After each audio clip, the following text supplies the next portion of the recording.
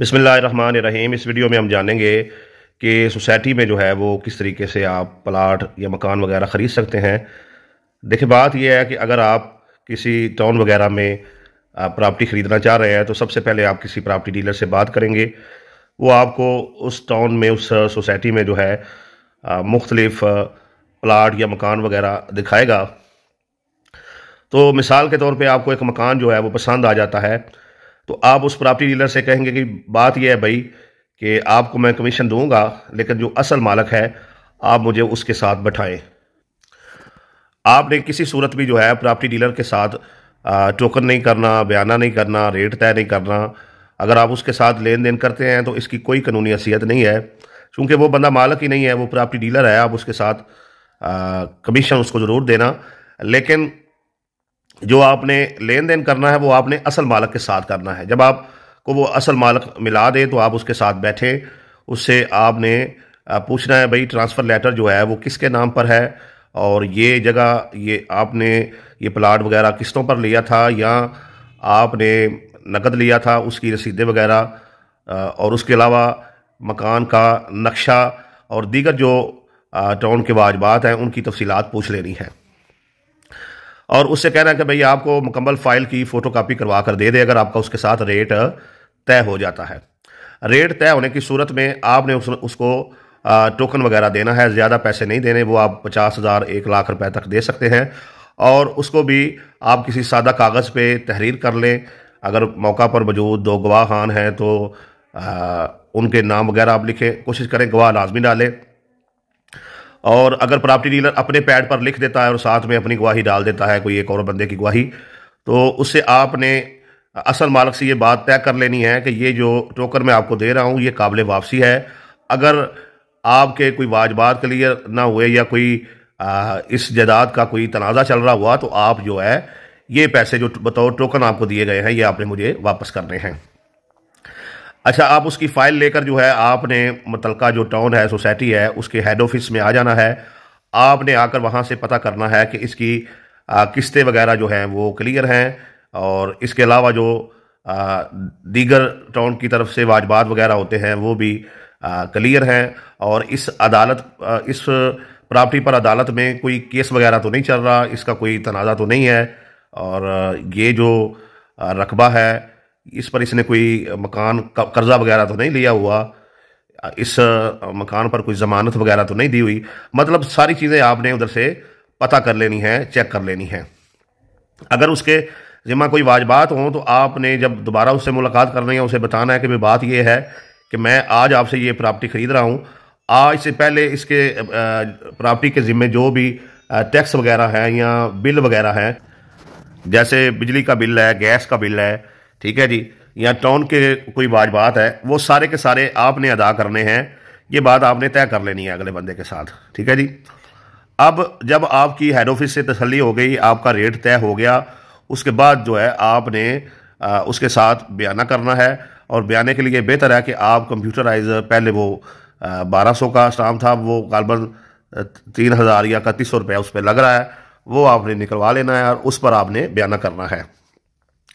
और बयाना आपने कोशिश करनी है कि अगर आप एक जगह जो है वो 80 लाख रुपए में मिसाल के तौर पे मकान ख़रीद रहे हैं तो आपने बयाना 10 लाख या 15 लाख रुपया कर दें। अगर आप बयाना ही उसे 40-50 लाख रुपया कर रहे हैं तो आपको चाहिए कि उससे कहे कि भाई मुझे कब्ज़ा भी दो, फिर अगर मैं आपको इतनी रकम दे रहा हूँ, और बाकी पैसे जो है वो मैं आपको तभी दूंगा जब आप ये प्रॉपर्टी को जो है वो मेरे नाम पे ट्रांसफ़र करेंगे। इतने टाइम के बाद मैं बाकी पेमेंट आपको करके आपसे जो है वो प्रॉपर्टी जो है ये मकान अपने नाम ट्रांसफ़र करवा लूँगा। चूँकि कब्ज़ा जो है वो बड़ा मैटर करता है ख़रीदो फरोख्त में। बाज़ दफ़ा लोग ऐसा करते हैं कि 50 लाख की कोई प्रॉपर्टी ख़रीदते हैं तो 45 लाख दे दिया है लेकिन कब्ज़ा नहीं लिया हुआ, 40 दे दिया है कब्ज़ा नहीं लिया हुआ, ठीक है जी, 1 लाख 2 लाख रह गया, कब्ज़ा नहीं लिया हुआ। बाज़ दफ़ा तो सारे पैसे अदा कर दिए हैं और लोकल जगह जो बाहर ख़रीदते हैं सोसाइटियों से उसकी रजिस्ट्री भी करवा लिया है तो कब्ज़ा नहीं लिया हुआ, तो कब्ज़ा बहुत अहम है, ठीक है जी। अगर आपने खाली बयाना ही करना है तो उसके साथ 10-15 लाख कर लें और बाकी का टाइम तय करें कि फ़लाँ टाइम पर जो है फ़लाँ दिन जो है मैं आपको बाकी पेमेंट जो है करूँगा। तो अगर आपका कोई तनाज़ा होता है, आप अदालत जाते हैं तो कब्ज़ा बहुत अहमियत रखता है। आपने याद रखें, आधे से ज़्यादा बल्कि आधे से भी कम कुल पैसों का तीसरा हिस्सा जो है वो देना है, इससे ज़्यादा नहीं देना। आधे भी देते हैं तो कोशिश करें कि अगले से कब्ज़े की डिमांड करें, और ये बयाने के स्टाम्प में आप बाकायदा इसको तहरीर कर लें कि ये इतने पैसे मैं दे रहा हूँ, बाकी इतना टाइम लिया है, और बाकी पैसे अदा करके जो है मैं इसे जो है अपने नाम इस प्रॉपर्टी को ट्रांसफ़र करवा लूँगा। अब बाकी रकम का आपने बंदोबस्त करना है, और उसके बाद आपको जो है वो 2 गवाह चाहिए, शनाख्ती कार्ड की, अपना असल शनाख्ती कार्ड चाहिए, अपनी तस्वीरें वगैरह चाहिए, और रकबा सेल करने वाला और रकबा जो है वो ख़रीदने वाला, यानी जो मकान सेल कर रहा है, जो ख़रीद रहा है, दोनों जो है वो सोसाइटी के हेड ऑफिस में जाएंगे। और अगर आपने बदरिया ड्राफ्ट रकम अदा करनी है तो उसको आप पहले खाली जो है उसकी फ़ोटो कापी सेंड कर सकते हैं, दिखा सकते हैं, उसे तसल्ली हो जाए कि ड्राफ्ट बन चुका है, लेकिन असल ड्राफ्ट जो है वो आपने नहीं देना है। कोशिश करें कि पैसे जो है वो बाजरिया चेक दें, बाजरिया ड्राफ्ट दें, ठीक है जी, या ऑनलाइन जो है वो अगले के अकाउंट में ट्रांसफ़र करें ताकि एक पूरा रिकॉर्ड रहे, कैश ना दें, ठीक है जी। तो जब आप पैसों का अरेंज कर लें तो उसके बाद जो है अगर आपने चेक वगैरह तैयार किया हुआ है, उस चेक को जेब में रखें और साथ चले जाएं उस बंदे के, या ड्राफ्ट बेहतर है तैयार कर लें, अगले बंदे को भी पता हो कि पैसे रेडी हैं, ये अगर मुझे असल ड्राफ्ट देता है तो मेरे अकाउंट में ट्रांसफ़र हो जाएंगे। तो अब आप जब हेड ऑफिस में जाएंगे तो वो आप दोनों से, वो बंदा जो बैठा है कंप्यूटर ऑपरेटर, वो जो अमला बैठा है सोसाइटी का, वो आपसे पूछेगा, ख़रीदार से पूछेगा भी हाँ जी आपने बयाना दे दिया है, आप कहेंगे जी दे दिया है, जी अच्छा जी आपने फुल पेमेंट अदा कर दी है जी, आप जी कर दी है जी। तो ख़रीदार जो सेल करने वाला है उससे पूछेगा भी आपने जो है पैसे ले लिए हैं जी, बिल्कुल ले लिए हैं जी।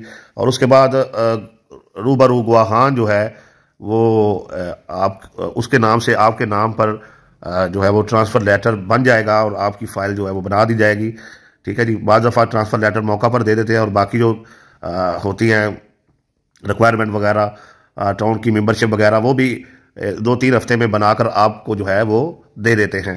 तो इस तरीके से मकान जो है वो आपके नाम पर ट्रांसफ़र हो जाएगा। आपने उससे जो उसके पास डॉक्यूमेंट थे, जो फाइल थी, वो सारी की सारी जो है वो जो पुराना मालिक है उससे ले लेनी है, उसे अपने पास जो है वो रख लेना है। अच्छा, अब इसमें यह है कि जब आप बयाने का इस्तेमाल करेंगे तो आपने यहाँ पर एक बड़ी अहम जो है बात है, अक्सर लोग ये गलती कर जाते हैं, और मुझे कल भी एक इसी तरीके की कॉल आई, भाई ने बताया कि उसने एक रकबा ख़रीदा था कोई 80 लाख रुपए का, और उसने 30 लाख रुपया अदा किया बयाने की सूरत में, और उसका लिखवाया भी हुआ है। बाकी 50 लाख अदा नहीं किया, अदा कर दिया, लेकिन उसको लिखवाया नहीं है उस स्टाम्प पे, और रजिस्ट्री करवा ली है। अब उस बंदे ने केस कर दिया जी इसने मुझसे धोखे से 30 लाख दिया हुआ है, 50 दिया ही नहीं हुआ है, तो दिया भी वो मैंने कैश है, तो ये मसला बन गया है। तो याद रखें, आपने जो बयाने का स्टाम्प किया उसी पर उसकी बैक साइड पे मजीद जो है तहरीर लिख लेनी है कि आज फ़लाँ दिन फ़लाँ गवाहान की मौजूदगी में फ़लाँ वक़्त जो है फ़लाँ तारीख को बाकी के पैसे जो है वो अदा कर दिए गए हैं। बाजरिया चेक, अगर चेक है तो चेक नंबर ही लिख लें, ड्राफ्ट है तो ड्राफ्ट का जिक्र कर लें, ऑनलाइन ट्रांसफ़र किए हैं जैसे भी किए हैं उसकी आपने मुकम्मल तफसीलात जो है वो लिखनी है। अब ये फुल पेमेंट का अंदराज करने का फ़ायदा जो है वो दोनों पार्टियों को होने जा रहा है। देखें, जो बंदा ख़रीदार है उसको ये फ़ायदा होगा कि अब कोई बंदा उससे उस प्रॉपर्टी के मामले में दोबारा कोई इशू नहीं कर सकता, कोई मसला खड़ा नहीं कर सकता।